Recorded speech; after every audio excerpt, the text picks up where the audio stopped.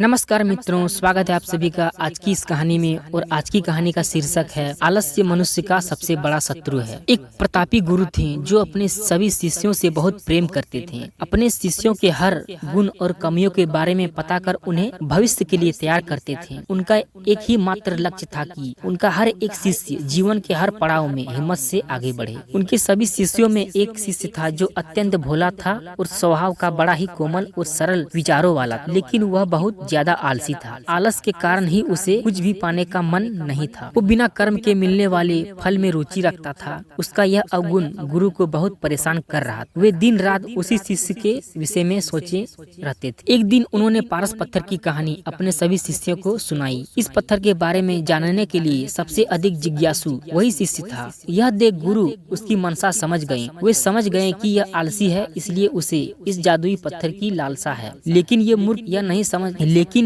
मूर्ख नहीं जानता कि जो वे कर्महीन होता है उसकी सहायता तो स्वयं भगवान भी नहीं कर सकते हैं, और ये तो बस एक साधारण पत्थर है। यह सोचते सोचते गुरु ने सोचा कि यही सही वक्त है इस शिष्य को आलसी के अवगुणों से अवगत कराने का। ऐसा सोच गुरु ने उस शिष्य को अपनी कुटिया में बुलवाया। कुछ क्षण बाद कुटिया के भीतर शिष्य ने प्रवेश किया और गुरु को सिर झुकाकर प्रणाम किया। गुरु ने आशीर्वाद देते हुए कहा, बेटा, मैंने आज जिस पत्थर की कहानी सुनाई वो पत्थर मेरे पास, और तुम मेरे प्रिय शिष्य हो, इसलिए मैं वो पत्थर सूर्य उदय से लेकर सूर्यास्त तक के लिए तुम्हें देना चाहता हूँ। तुम उससे जो करना चाहो कर सकते हो। तुम्हें जितना स्वर्ण चाहिए तुम इस पत्थर से इस दिए गए समय में बना सकते हो। यह सुनकर शिष्य की खुशी का ठिकाना ना रहा। गुरु जी ने उसे प्रातः सूर्योदय होने पर पत्थर को देने को कहा था। रात भर वह इस पत्थर के बारे में सोचता रहा। दूसरे दिन शिष्य ने गुरु जी से पत्थर ले लिया और सोचने लगा कि कितना स्वर्ण मेरे जीवन के लिए काफी होगा, और इसी चिंतन में उसने आधा दिन निकाल दिया। भोजन कर वो अपने कक्ष में आया।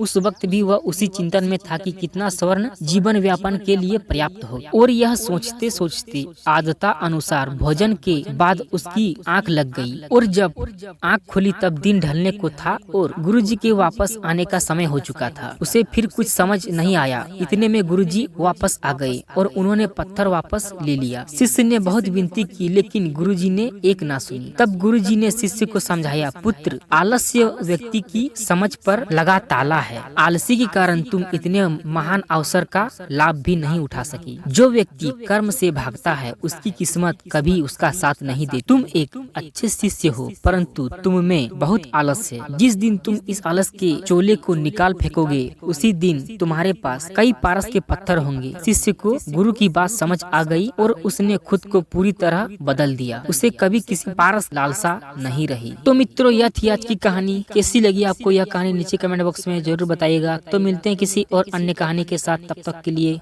धन्यवाद।